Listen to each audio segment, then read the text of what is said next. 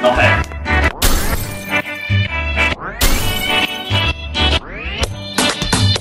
Moi.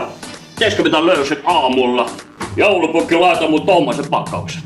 No nyt pitäis katsoa, mikä sillä mummolla voi tehdä. Niin. Ja se päättää nyt lintuhäkistä. Se tuo ensi kerralla, tuo toisella kerralla vasta. Ja se laitat sen tonne tynnyrin vaan. Lämpötila pitäisi olla 70. Sama mikä huipulla voisi latalla. Tai vähän. Niin. Ja sitten otat tosta niinku ihan reunasta kiinni. Laitat tuon häkki takaisin. Ykkökone, se on nyt valmiina, veli. Veli palo, hei.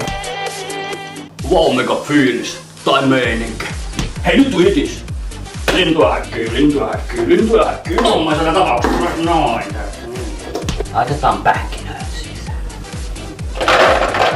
Nyt mentiin!